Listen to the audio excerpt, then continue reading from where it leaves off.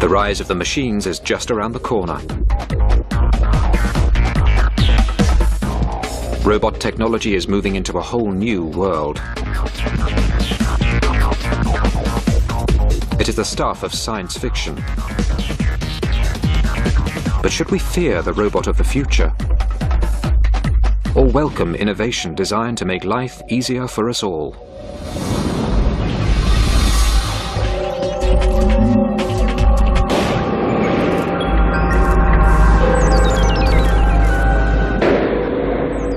In the near future, robots may run our world. They could manage our cities, our money, even the details of our private lives. They don't have minds of their own, but could they? If they did, what would happen to us? We've seen it at the cinema. Man wiped out by creatures of his creation.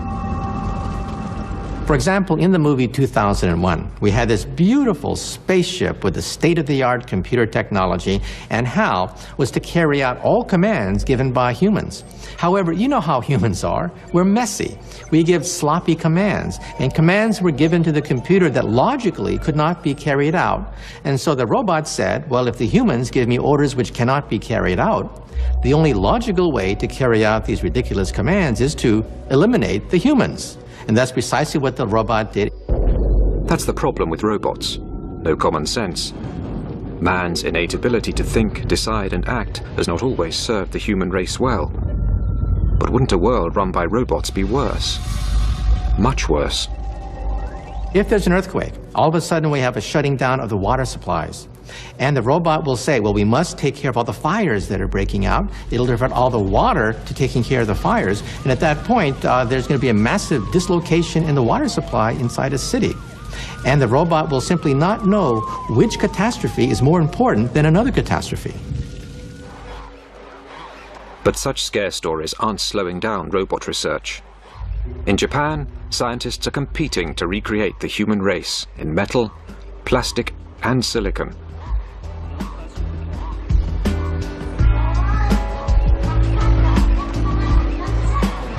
This is Asimo, the first humanoid to walk out of the laboratory and into the real world.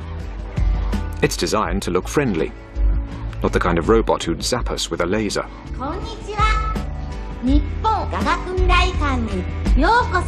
Every step Asimo takes has to be pre-planned, and its batteries only last for an hour. But it's taken nearly 20 years to get this machine up and walking. Masato Hirose was the project's chief engineer. It's our dream to come up with a robot that could be useful in people's everyday lives. I am 46 now, and it would be nice if I could make Asimo into the kind of robot I could use myself in the next 10 years, by the time I'm 55. Asimo's predecessor started off as just a pair of legs. Even so, he was a top-secret project. Scientists didn't want anybody to see their progress or witness their failures. This robot, built in 1986, could only walk in a straight line and needed nearly 20 seconds to take a single step. Picking up the pace was a huge challenge. To walk upright, a person uses 200 muscles, all controlled by the human brain. For a top-heavy robot to walk on two legs, its computer has to perform a constant balancing act. No matter how many times we tried to do this, it always fell over. We refined it day by day, over and over again, and finally got the robot to walk. Engineers spent years monitoring human body movements and then programming their robots to recreate them. It took 4 years to get the speed up to 1 kilometer an hour. It took another 2 years to get the robot to cope with slopes and stairs. Finally, in 1993, there'd been enough progress to attach the legs to something that looked like a body. P1 was almost 2 meters tall and weighed 180 kilos, twice the average weight for a man that size. But its successor, P2, was much lighter and more compact. The first time I saw Honda P2, I was impressed and amazed. It was walking without wires, everything was self-contained, onboard computers, onboard batteries. So it was impressive on that level, but also just because Honda was able to keep it a secret for 10 years. This is the latest model to emerge from the lab, and is a sign of what may one day be in our homes.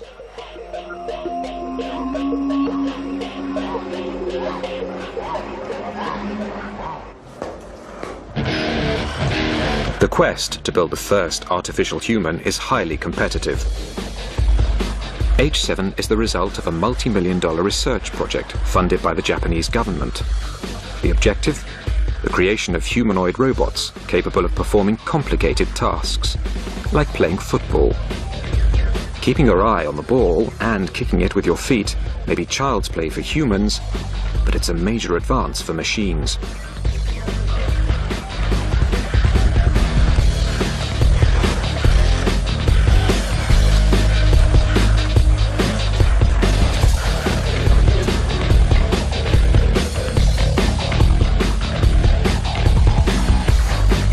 James Kuffner developed much of H7's software.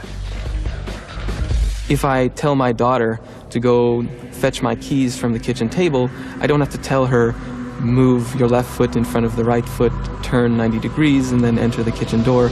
She can do that automatically, and we'd like to get robots to have that level of autonomy.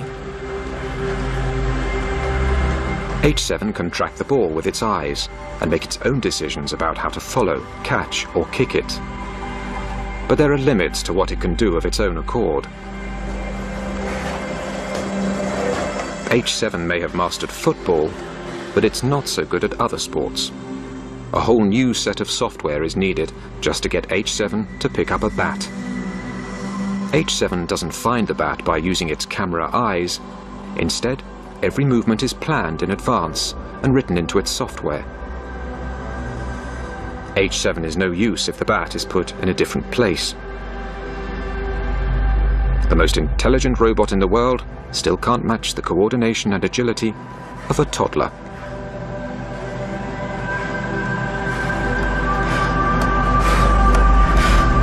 The software that I wrote for H7 took over 5 years to develop and over 100,000 lines of code. And that involved getting the robot to move, pick up an object and put it from location A to location B. It didn't include object recognition, speech recognition, other kinds of sensing like computer vision functions.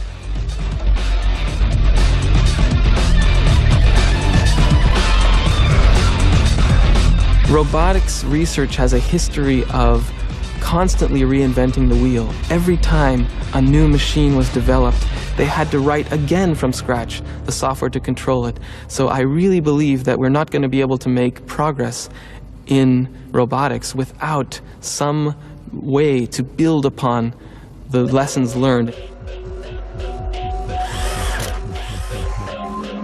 Despite the challenges, scientists are pushing forward the development of humanoids, believing there will soon be a need for them in the home and the workplace.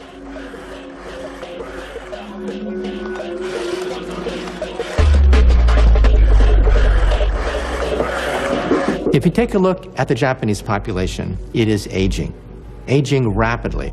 Labor is extremely expensive. In the United States, because we have a large immigrant population, cheap labor is not such a big problem. Why be satisfied with a mechanical maid or butler when you can get a real maid or a real butler? But in Japan, mechanical servants have a bright future, and not just in the home. Which is why the Japanese government is funding the development of industrial robots. HRP-1 is a remote-controlled robot. In the future, versions of this robot could replace human workers on construction sites. HRP-2 is designed to help people with heavy manual work.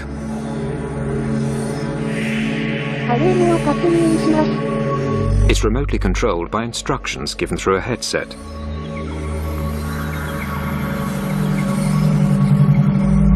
Creating a robotic workforce could be big business, a real boost to Japan's economy. But there are still a few snags to overcome.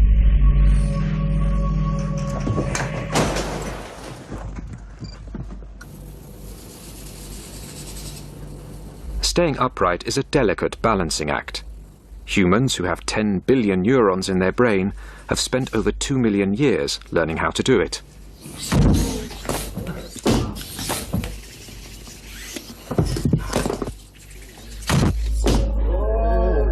Morph 2 is a miniature humanoid, not always on its toes. Like a human, it can sense when it's off balance, but it's not always successful at compensating. But when it does manage to stay upright, its range of movement is impressive.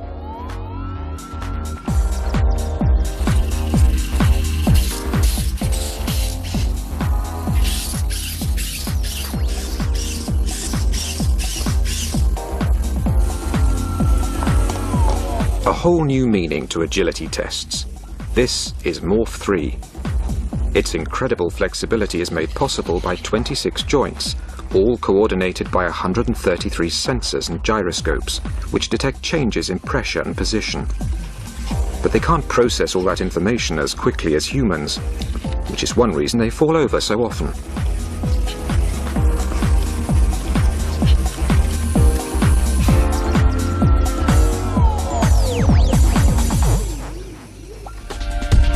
While humanoids are still being developed, other robots are already being put to work. PackBot is a robot designed to help the police or armed forces in dangerous operations. One of the classic situations for the PackBot is a situation where a bad guy has barricaded himself inside a building and a police force is outside looking to make an entry. And they have very little information about what is going on in that building. So the robot is designed to climb stairs, climb into that building, look around, essentially put eyes and ears inside that building, give an idea where the doors are, where the stairway is, where the bad guys are, how many bad guys there are, if there are good guys, and if the bad guys are still alive. PackBot can be controlled from almost a kilometer away. It's a versatile robot, equipped with cameras, microphones, infrared sensors and sonar. The satellite navigation system tells its operator where it is, as well as the roll and pitch of the terrain. We're looking at adding chemical sensors, bomb detection sniffers, mine detection platforms. Basically, any kind of sensor that you can come up with, we can incorporate on the back of the robot. PackBot is housed in an impact-resistant aluminium shell that can survive a 3-meter drop onto concrete at extreme temperatures. It can move at speeds of almost 20 kilometers an hour and through 3 meters of water. If it lands upside down, its flippers turn it over. One reason it's so tough, it has no wires that might break or become disconnected. I'm at the landing, clear at this point. Is the way clear? Clear. 1, 2, 3. Go. This is only a police exercise, but PackBot has already seen real-life action, having worked at New York's Ground Zero, helping in the search for survivors. And this is particularly important now where the loss of human life isn't tolerated anymore during war or military action, or civil action for that matter.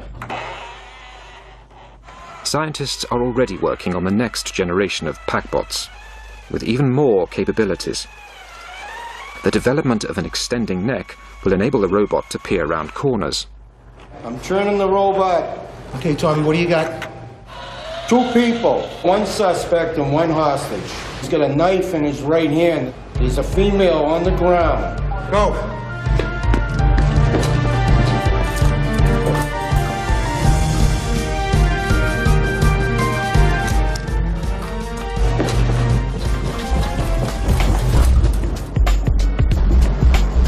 At the moment, PackBot works alone. But there are situations when it will be an advantage to have a whole team. This is becoming possible with new technology called Swarm. This group of little robots works cooperatively. At the moment, they are playing Follow My Leader. The inspiration for their software, the behavior of ants and bees. In nature, 20 million individuals, some of the larger societies of ants, all come together and work for a common goal. And they don't have cell phones, they don't have internet, they don't have GPS, but yet they're able to work together collectively and to do complex things like map their environment, form paths, carry food around, communicate information to their nest mates, things like that. So we're trying to get some of that intelligence into robots. Swarm bots can talk to each other without human control. Follow My Leader makes communication easy, especially underground where radio links don't work. The swarm can pass messages through each other until they reach the surface. One robot can say, I need 5 robots to follow me. And 5 robots will run and compete to be the 5 that get to follow. And they'll follow this robot like a train. If one of the robots fails, maybe its motor dies, or maybe it gets caught in a crevice, the world is very difficult. It doesn't matter, because another robot can just jump in and take its place. Teamwork means the swarm can spread out at speed, covering a wide area quickly. The robots can create an up-to-the-minute moving map of the disaster area. So, for example, you could put a lot of swarm members into a burning building, and they could spread out. And they could all have sensors that say where the hot spots are, where the smoke density is, where people might be found. So you've got this map that's growing very quickly. One robot wandering around could never do that. Ultimately, the goal is to construct thousands of swarm robots, clever enough to take on intricate tasks in difficult environments, such as searching for landmines, rummaging through rubble in the aftermath of an earthquake, or even exploring forbidden planets like Mars.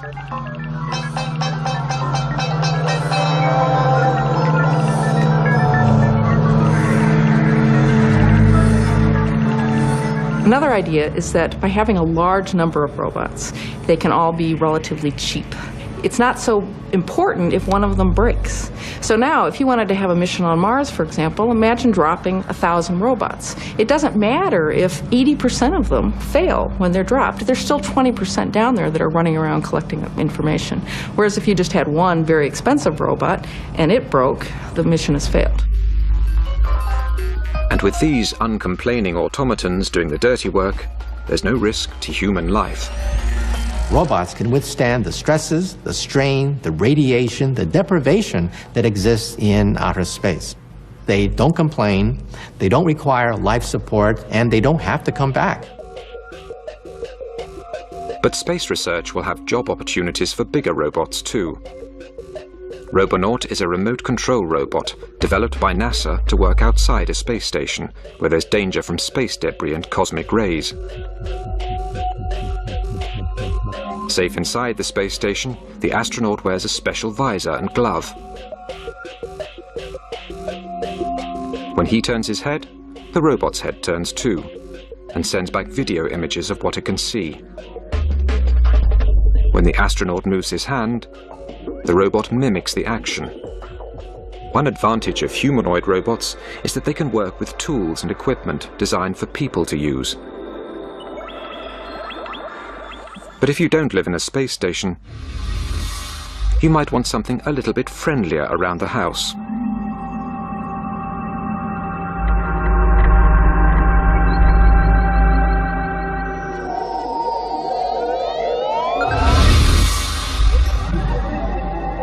How about a robot that could greet you at the door?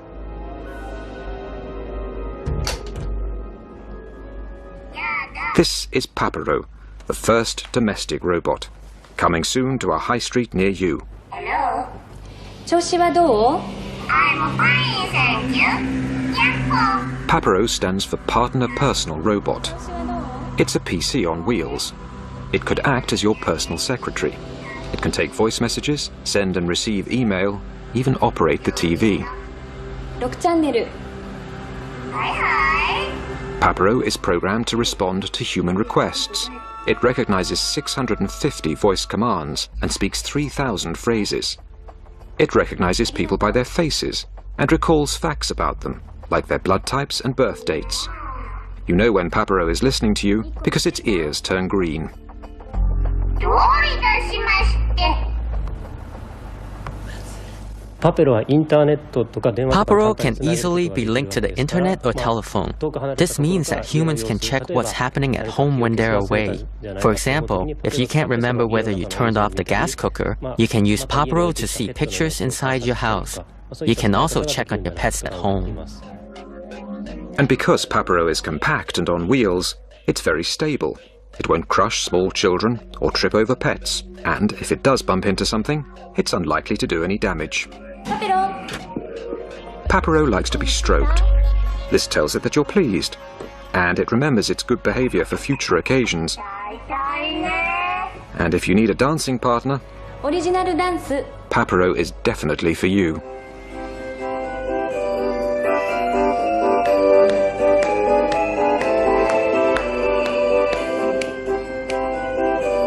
Papero can be as endearing or as irritating as a 2-year-old child.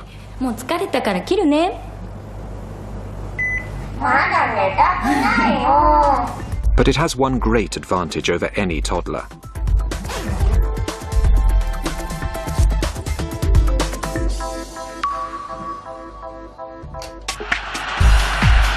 "20 years of research have gone into today's robots.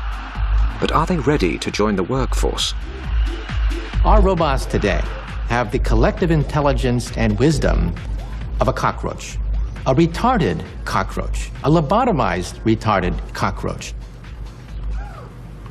However, because of the doubling time of computers, I think that by the year 2020, we may have robots that are as intelligent as mice, perhaps as intelligent as a dog. If robots are really going to be useful, they're going to have to learn how to learn. The dream of developing a human robot has endured for decades, and substantial progress has been made. Now they can talk, walk, and sometimes outsmart us.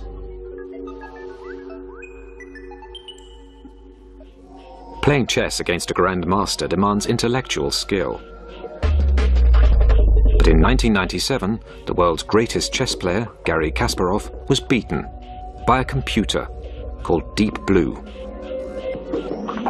So, if they are so clever, why haven't we put them to work yet? The real problem, why we don't have mechanical maids and butlers, is the common sense problem. Things we take for granted are almost impossible to perform by robots. We know that water is wet. We know that strings can pull, strings cannot push. We know that when you die, you don't come back the next day. It would take experts centuries to program a robot to have the common sense of a 2-year-old. So now, robot designers in America are trying a different approach, getting them to learn. Cog is a robot that, like a baby, is learning through experience. Cog has several cameras. Through them it can see objects in wide angle or close up. It can track objects, sense movement, and depict color. You see, robots can see. In fact, robots can see about 10 times better than you can see. But robots don't understand what they are seeing. They don't understand anything more than lines and simple geometric patterns. At first, Cog didn't know where its arms stopped and where an external object began. But by seeing and poking these toys, Cog is slowly learning the map of its own arm and how to distinguish a particular object from the background.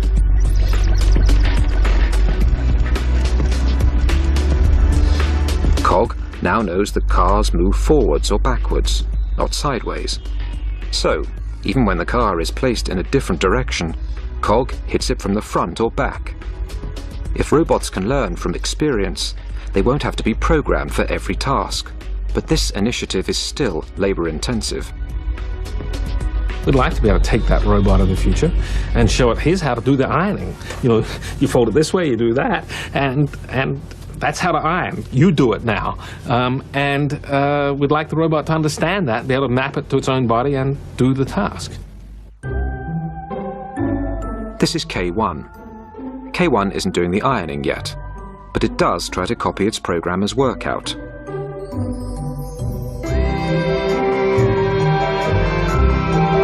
Judging by this performance, no one is going to let it loose on the ironing for some time. Copying is just the first stage of developing intelligence. If K1 is ever going to learn how to do the ironing, it will not only have to know how to hold the clothes and move the iron, it will also have to understand that the aim of the exercise is to get the clothes free from creases. To achieve this, K1's designer, Yasuo Kuniyoshi, sees a future where robots will grow up and learn alongside humans. This might sound like a science fiction story, but I'm talking about a very long term ahead, the far future. It can happen that newborn human babies are assigned partner robots from the beginning and then grow up together with the robot. A robot would learn its human partner's likes and dislikes and adapt its behavior accordingly. But that's a long way off for K1. After all that exercise, it's time to strip off and cool down.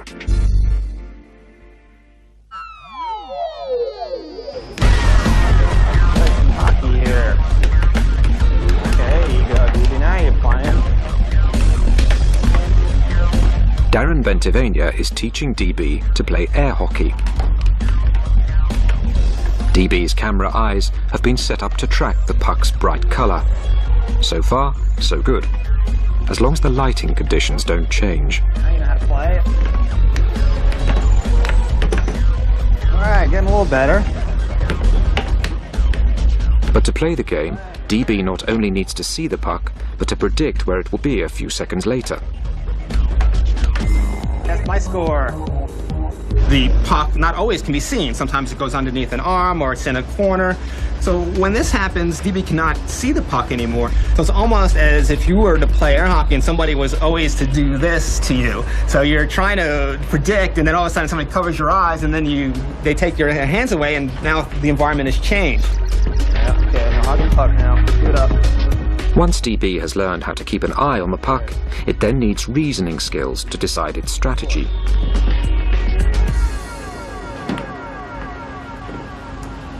Having chosen its shot, DB needs the motor skills to execute it. And all these seeing, reasoning and action skills need to happen instantly. The puck waits for no man and no thing. Is it worth all this effort just to teach a robot a game? Through verbal communication, you could tell DB or teach DB new skills, as you would teach a person. So, for example, if you wanted to have DB do ironing in your home, you would have DB in the location, and you would tell DB, watch DB, this is how we iron. We take the iron, we move it across the clothes, and we look for the wrinkles, and we make sure we don't burn. And it would know about all these items through these communications, and little by little build up more and more skills. One day you'll be able to play as good as this. Well, I'm hoping you'll be able to play better. But it's very important that, of course, that you teach your robot well and that it learns well, because you can have things as your robot trying to cook your dog or burn your clothes or break your dishes, and of course this is not what we want. If robots could learn and repeat tasks just by watching, they could become invaluable in the workplace. Other developers are taking the concept of a human robot one step further. They hope to produce a robot that not only copies our movements, but also our emotions and facial expressions. Fumio Hara directs the Faced Robot program at Tokyo's Science University. The easiest expression to replicate is excitement. The corners of the mouth move up and the eyes go down slightly.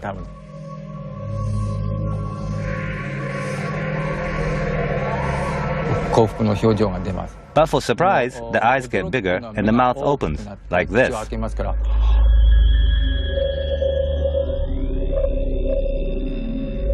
And for fear, you're scared. Everything tightens up and the eyes are slightly bigger and the mouth horizontal.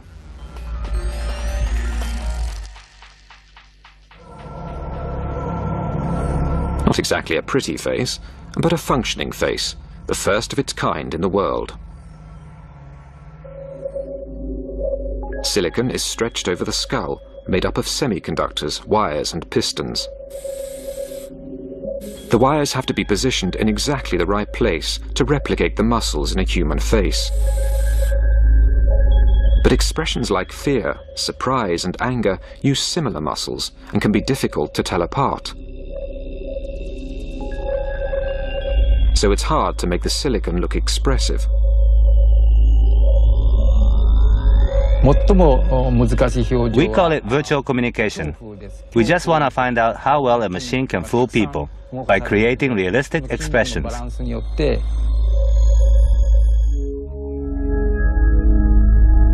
Hara believes that a great deal of communication is through facial expression alone. To communicate effectively with humans, robots will need to express feelings we can understand. With the help of tiny video cameras mounted behind the eyeballs, this robot can already read human faces and copy what it sees. It's programmed to recognize and recreate 6 emotions. But Hara wants to give the face a voice so the robot can not only look angry, but sound angry.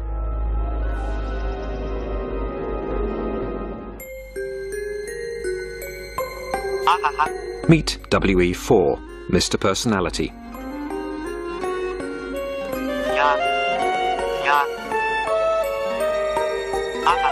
It really seems to enjoy tracking a red ball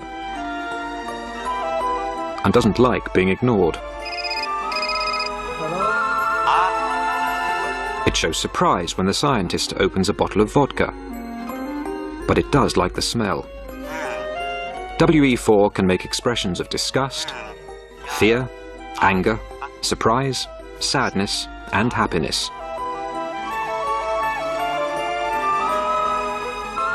Once a robot can express these reactions spontaneously, it will be well on the way to having a personality. For successful communication, the key issue is compatibility. 2 incompatible people are not likely to become lovers or marry each other. The next step is to make each individual robot's personality harmonize with individual people.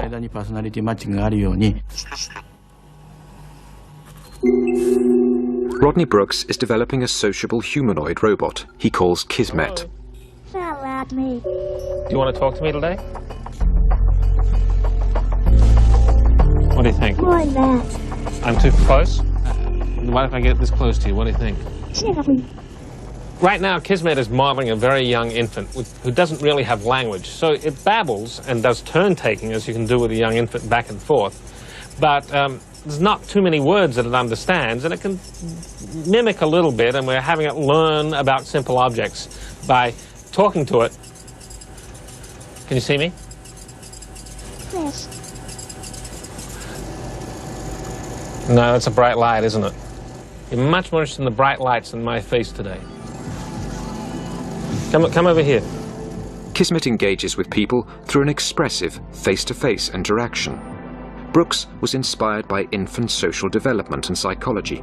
Hero. Kismet has a bunch of different emotions, and it will react differently to the same stimulus depending on what emotional state it's in. Sad. So we never know from minute to minute or even day to day how it's going to interact with us. Then well. Hello. Hello. Do you like me? Yes. Kismet was designed to react to social cues and learn from a human instructor. Kismet, say horsey. Say horsey. Horsey. Good robot. There you go.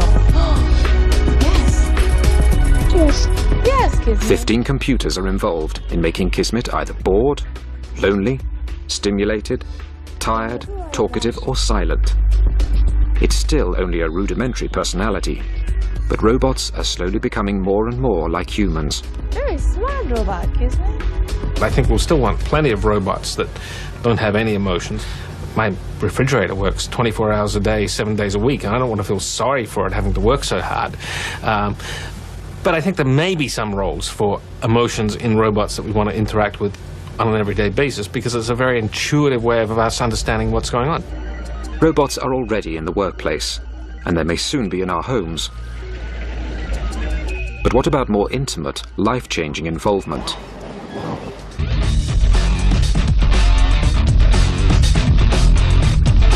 Eric Harper looks like anybody else. But one part of his body is completely robotic. 9 years ago, Eric lost his right arm in a printing press accident. The day I lost my arm, I had been working late. The rest of the shift had gone home. and I jumped up onto the machine and actually fell in and was drawn into the machine, and then it shut down. My arm's stuck in the press, and day shift isn't going to come in till 5:30, so I have 4 hours to wait. Eric was eventually rescued, but most of his right arm had to be amputated. I was right-handed, and having lost my arm, it was like, oh, well, this is going to kill me? No. I'm going to go on. I'm going to do what I want to do. I have a life to live, and it's not going to stop me. The robotics in Eric's new arm are designed to respond naturally to his body movements. The arm consists of microprocessors, circuit boards, motors and gears. It weighs nearly 3 kilos.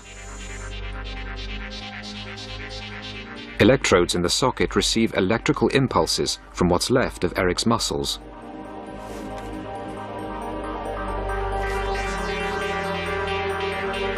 A valve seals the vacuum inside his false arm, helping to keep it in place. A computer reads the electrical impulses from Eric's back muscles and bends his robotic elbow, raising his forearm.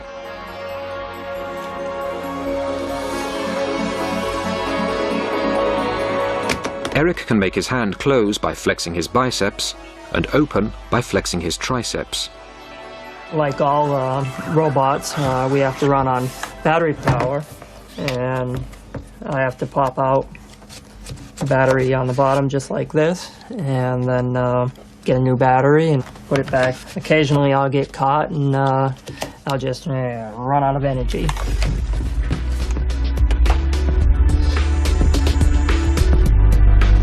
Eric's arm, although not perfect, has changed his life. So will this technology one day be able to improve our brains as well as our bodies?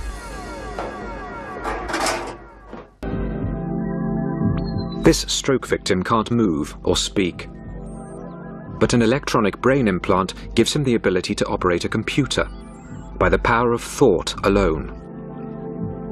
His thoughts generate electrical activity in the implant, which is picked up by an aerial link to the computer. The signals are then translated into action, and the cursor moves on the screen. The brain is able to communicate with electronic devices really because they speak the same language, which is electricity. A two-way signaling system is being developed so that implants can also receive information from other parts of the body. We want to bring touch into the brain directly using stimulation through arrays of electrodes in the brain. And we think that it will be possible someday for people who are quadriplegic to be able to feel their body again. External brain stimulation is already being put to the test. This is the world's first radio-controlled rat.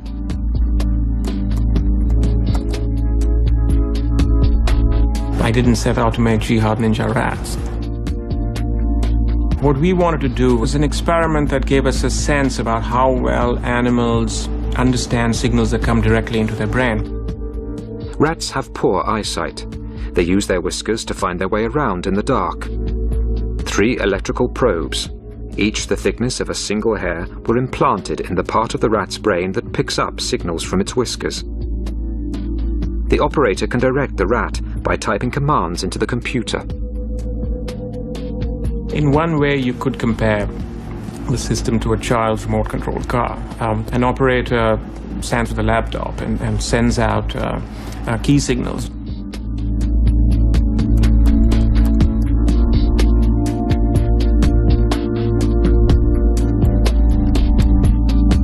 When the signals are turned off, the rat becomes confused until the next signal is given.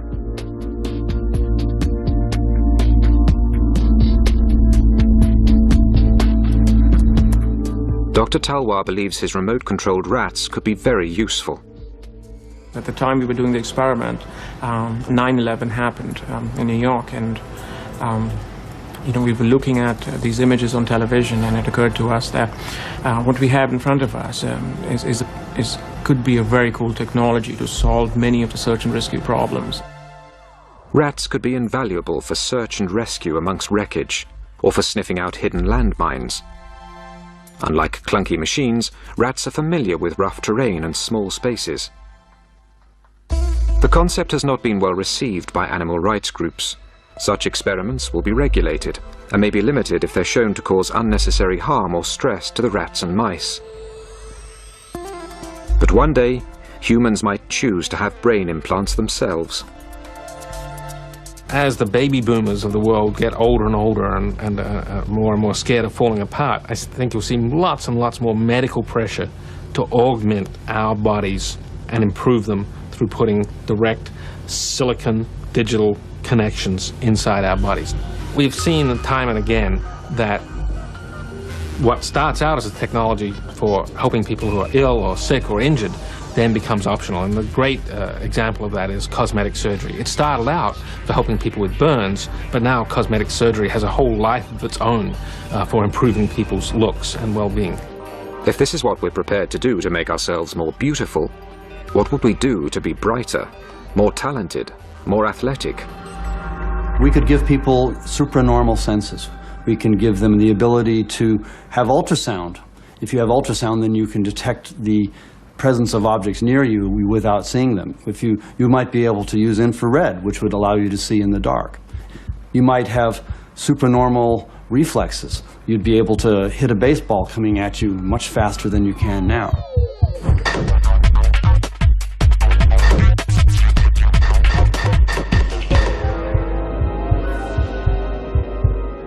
Once you have that, it's not very far to getting a wireless internet connection inside our head. So I fully expect 20 to 25 years from now, a lot of us, our grandchildren especially, will be walking around with wireless internet connections. And there will be robotic devices throughout our environment. Millions of chips will be embedded in our furniture, utensils and clothing. Like in a Disney movie, we'll talk to tea kettles and teacups, and we'll talk to our furniture. And instead of having a robot doctor, our robot doctor could very well be our clothing, for example, with chips in it. Our clothing will monitor our health, our heartbeat, monitor our bodily fluids, and in case of an accident, our clothing will alert the authorities and download our entire medical history before the ambulance arrives. The rise of machines could be just around the corner. And this may be a source of hope, not fear, because the robots running our lives are unlikely to be the metal and silicon creations of science fiction. They'll be part of us. The future of robots is us, and us will be the robots. The combination of person and robotic technology is going to be far better than any pure robot that we can build. Our new robo-beings. A collaboration of man and machine, flesh and technology. Not Homo sapiens, but Robo-sapiens. United in structure, brain, heart, and soul.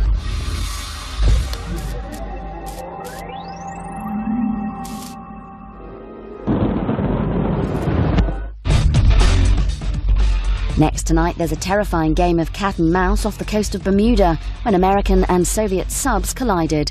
Nuclear sharks after the break.